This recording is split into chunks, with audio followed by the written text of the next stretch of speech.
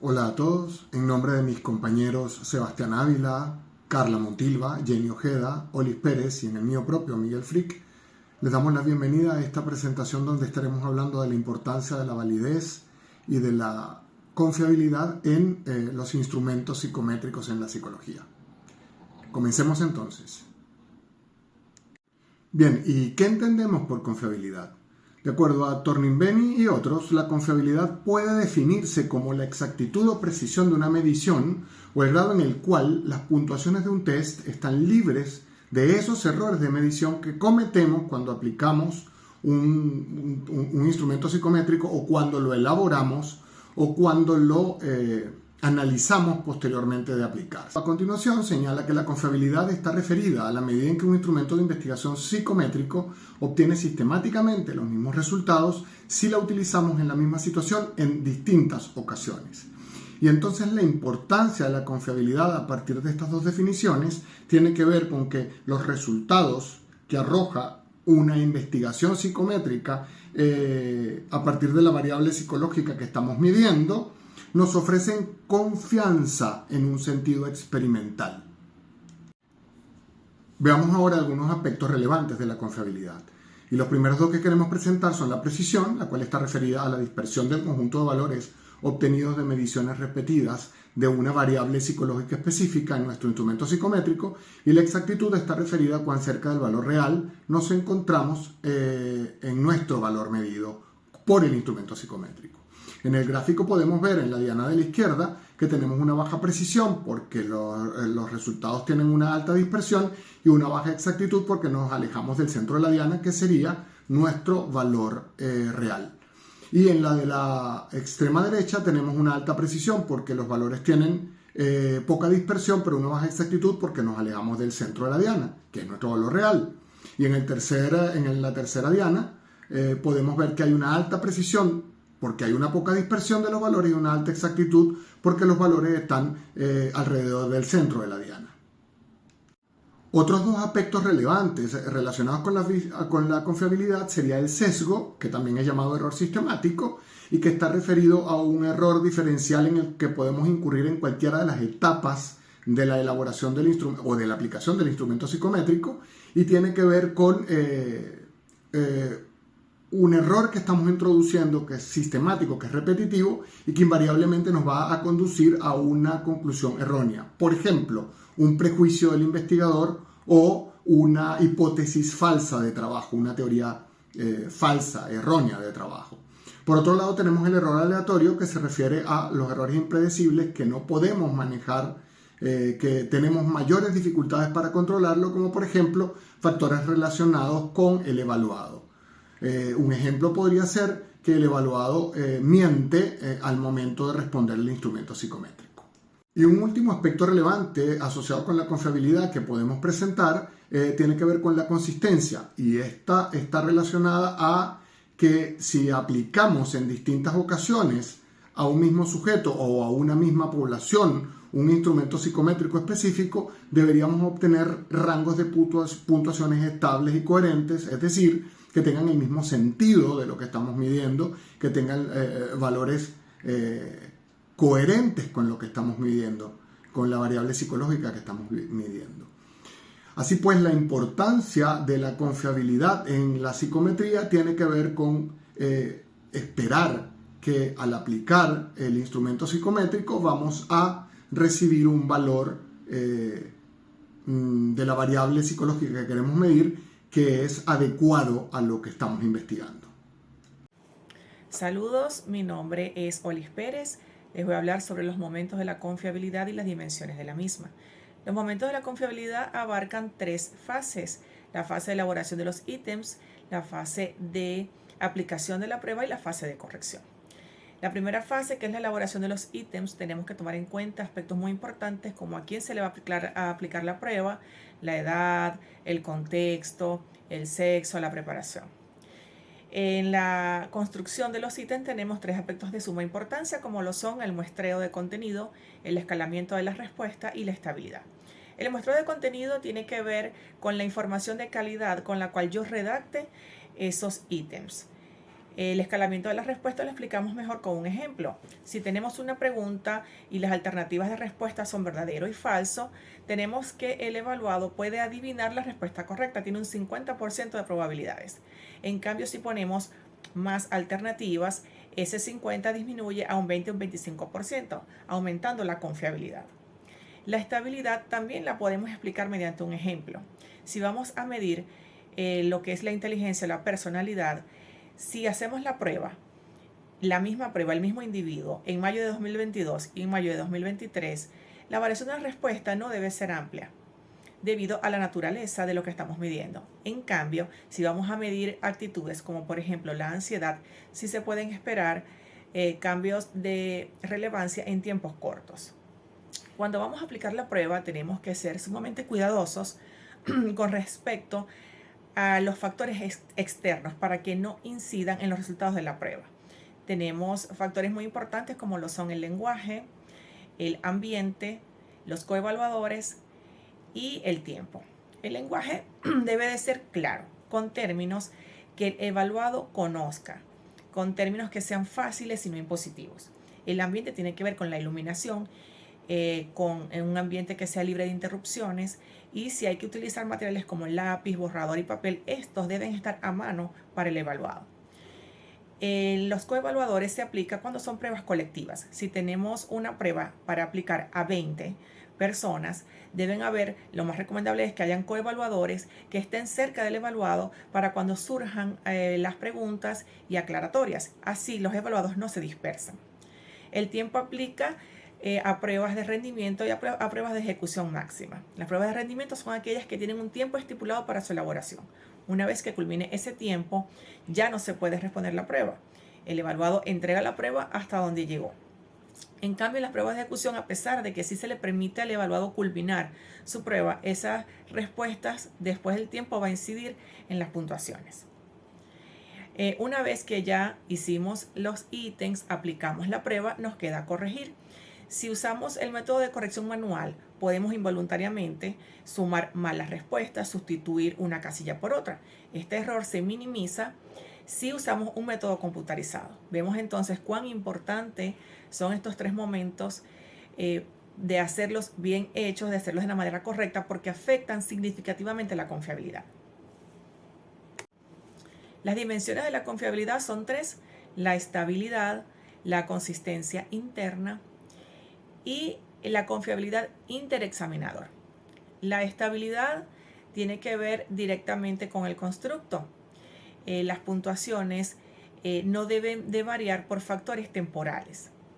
La consistencia interna tiene que ver con que cada ítem que esté en la prueba debe de medir el mismo constructo. Y la confiabilidad interexaminadores lo podemos explicar mediante un ejemplo. Si aplicamos la prueba a un individuo, la misma prueba al mismo individuo, por dos examinadores diferentes, las puntuaciones deben de ser iguales. Saludos. Saludos, mi nombre es Carla Montilva. En esta oportunidad voy a hablar sobre la importancia de la confiabilidad en los instrumentos psicométricos. Antes de conocer la importancia de la confiabilidad, debemos recordar que la psicometría también se puede definir como la medida de la mente. Es decir, se realiza una prueba psicométrica para medir la capacidad mental y el comportamiento de una persona. Las propiedades psicométricas, como lo es la confiabilidad, proporcionan detalles sobre la idoneidad de una prueba, su significado y su validez. Las propiedades psicométricas de una prueba brindan detalles a los usuarios si la prueba es lo suficientemente útil para realizar su función. Por ejemplo, si se está realizando una prueba para diagnosticar la esquizofrenia, las propiedades psicométricas deberían proporcionar evidencia de que será funcional para evaluar el trastorno mental. Es por esto que la confiabilidad es la capacidad de la prueba para medir de manera estable y consistente. Si su prueba es confiable, obtendrá los mismos resultados si vuelve a realizar la prueba incluso después de 6 meses. Su importancia radica en que esta propiedad indica las posibles o las puntuaciones obtenidas cuando se administra la prueba a un grupo particular de personas en una ocasión particular y bajo condiciones específicas. Es importante resaltar que la confiabilidad no es lo mismo que estabilidad. Al determinar la confiabilidad, se asume que la prueba mide una característica relativamente estable, lo que quiere decir que la falta de confiabilidad es resultado de errores de medición producidos por estados internos temporales como baja motivación o la falta de disposición o de condiciones externas, ejemplo como un ambiente de prueba incómodo o con alguna distracción. Una de las primeras cosas que será necesario determinar acerca de una prueba de elaboración reciente es si resulta lo suficientemente confiable como para medir lo que fue diseñada para medir. Si en ausencia de cualquier cambio permanente en una persona debido al crecimiento, al aprendizaje o a alguna enfermedad o lección, las puntuaciones en una prueba varían con la ocasión o la situación. Es probable que la prueba no sea lo suficientemente confiable como para ser usada en describir y evaluar al individuo y hacer predicciones sobre su conducta. Lo que quiere decir es que al ser confiable una prueba mide una característica relativamente estable. Saludos, mi nombre es Sebastián Ávila y voy a hablar sobre la validez. Esta propiedad de los tests hace referencia a la capacidad del test para dar cumplimiento al propósito para el que fue construido. Es decir, que el test para medir inteligencia mide inteligencia y no otros atributos cercanos. La validez permite garantizar la adecuación del test, su significación y la utilidad de las inferencias y o predicciones hechas a partir de las puntuaciones obtenidas. En ese orden de ideas, su estimación se basa en las evidencias empíricas que sustentan los anteriores factores. Las principales fuentes de evidencia de validez en un test son la evidencia basada en el proceso de respuesta. Esta evidencia está dada por la coherencia entre el constructo medido y el tipo de ejecución o respuesta dada por los sujetos.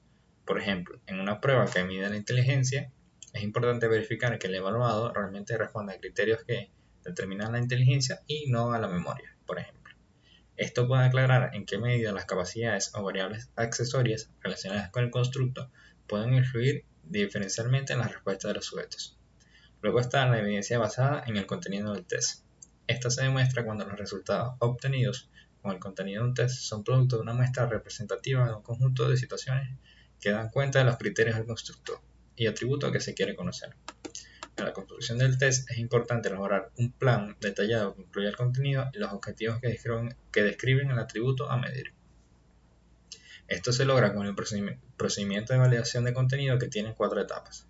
La primera es la definición del universo de situaciones a medir, luego la identificación de expertos en el tema, el juicio de estos expertos acerca de la representatividad y relevancia de los contenidos y el procedimiento de resumen de los datos resultantes. Para desarrollar la validación de los jueces, es conveniente construir un formato uniforme de valoración de los ítems, en que los jueces consignarán su evaluación para el posterior análisis de estas valoraciones por parte del constructor de la prueba. Bien, luego tenemos la evidencia basada en la estructura interna del test. Estos análisis determinan el grado en el que las relaciones entre los ítems y los componentes del test dan cuenta del atributo medido. El análisis factorial es uno de los procedimientos más usados para verificar esta evidencia. El análisis factorial permite estudiar las intercorrelaciones entre los datos. Es decir, si se explican 4 tests de personalidad a una muestra de 100 sujetos, este análisis permite conocer las correlaciones entre las pruebas, lo que permite identificar si hay o no factores comunes medidos por las pruebas y qué tan fuertemente se relacionan. De esta manera, el constructor de la prueba podrá decidir las categorías, factores o escalas que deben componer el test. Bien, finalmente tenemos la evidencia de la relación del test con las variables externas. Esta evidencia busca contrastar los resultados obtenidos a partir del test construido con resultados de otros tests que miden el mismo atributo y a su vez con pruebas que midan atributos diferentes. Lo esperado es que las correlaciones con los tests que miden el mismo atributo sean altas, mientras que las correlaciones con tests que miden otros atributos se esperan que sean más bajas. Al primer caso se le denomina como validez convergente y al segundo de discriminación, es decir, que el test sí tiene el poder de diferenciar lo que es y no es evidencia del atributo medido. Muchas gracias. Saludos, soy Jane Ojeda. En esta ocasión me corresponde abordar los tipos de validez. Encontramos dentro de ellos la validez de contenido y esta establece que también se compara una prueba con el mundo real. Un ejemplo claro de esto es una prueba que se aplica dentro de un aula para conocer esa capacidad escolar. Por lo tanto, esta debe reflejar entonces lo que se enseña dentro de ella. Por otra parte, a través de la validez de contenido, digamos que se busca responder si se cubre todo el ámbito relacionado con esa variable o constructo seleccionado y por lo tanto ese instrumento que se ha diseñado pueda entonces responder al mismo.